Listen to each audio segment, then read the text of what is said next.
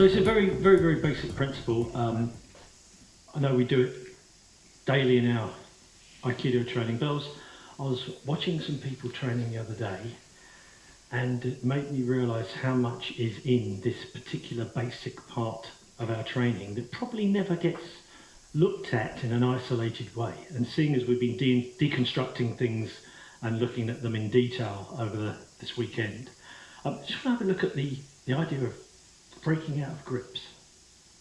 So I'm using Jason because he's got a good strong grip. He was single for a long time. Just to edit that out, I'm sorry.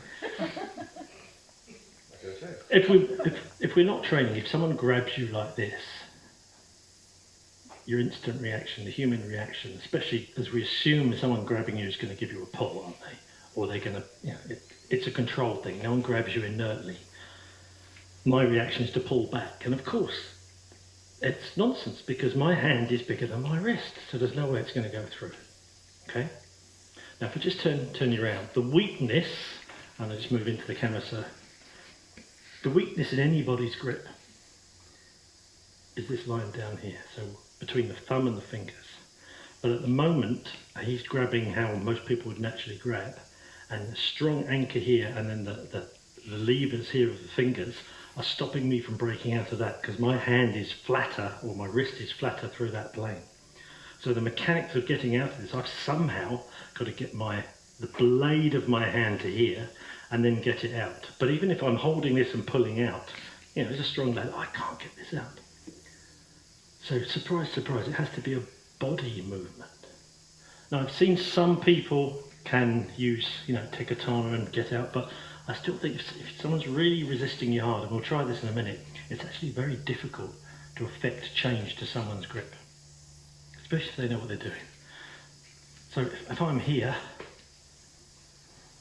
I'm going to try and make sure that I've got connection to him so he's not pulling in and sucking into his armpit space here. This wacky space closes up, I'm moving his entire body.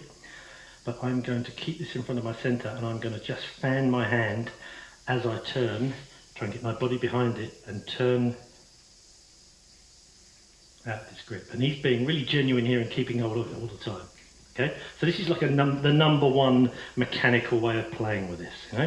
So there's my shape, I'm going into his thumb, there's the grip. Now, when I'm here, and I'll just point this down so you can see it, this part of my hand is leveraging to allow this to be free. This is the fulcrum. I'm not pulling straight out, I'm using a lever like that. That's why this gets the strength, it's the leverage that allows me to bring it out. But again, if I'm just doing this with my arm, Jason's way stronger than I am. So I have to have body movement, and then it comes out. So we'll try this first of all as the basic, and then we'll look at a few other variations on this. This is from an inert grip, from this kind of natural grip. If someone grabbed you more hand down like this, then obviously you'd have to change what you're doing. But we'll start off with this just for something to practice. So keep it in front of your centre. Use your tegatana. You can use your thumb as direction if you like, but make sure you're not attacking any of the joints in the thumb. You want to feel where that weakness is, feel where that shape is, and out. And obviously, later on you can use this to connect with people and move them around, but for now, here, and out. Have a little go and we'll go from there. Thank you. Hold on. So, that's your, let's just turn around. That's your, if you like, that's your basic for this. There's lots of ways of escaping the grip. You can use your tegatana and cut out that way. You can cut up through your own centre and cut down. If they've got you kind of on the top here, obviously you can come and make this kind of shape. And some of you are already obviously thinking, oh look, there's so-and-so technique. Absolutely. If you're starting off a shape like this and it breaks their grip, then it's done. If you were starting off the break like this and they kept holding on, then you have a Nikia. If you had this underside version and you were trying to break out because they're super strong and they weren't letting go, then you have Kotegaishi. Excellent. You see, even to the point if you were in the middle of some kind of, and you were underneath and you were trying to break out this way and they're still holding on, then you have, if you like, a Sankyo variation. So you're taking the the grip from a place of comfort where all of these levers are working effectively, and most importantly, he's connecting his. Occasionally you'll get people with very, very big hands that will overlap. It's still possible, but it's much more difficult.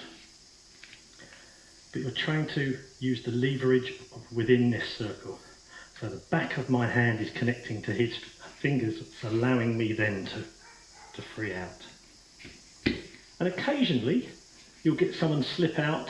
Sometimes when you're doing Marotadori techniques, they'll slip out and they'll re-grab. And all you have to do is change your, if he's following you just have to change the shape.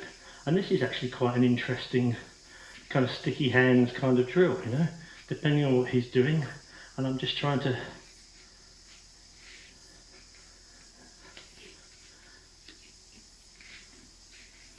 so grab a partner, hold on to them. They're going to slowly break out of your grip. As you think you need to, change your grip. Keep contact with them, change your grip. Keep contact, change your grip. Keep contact, change your grip. So they're having a different situation. It could be an under-over grip, so they've got a different situation to play with. Have a go, thank you.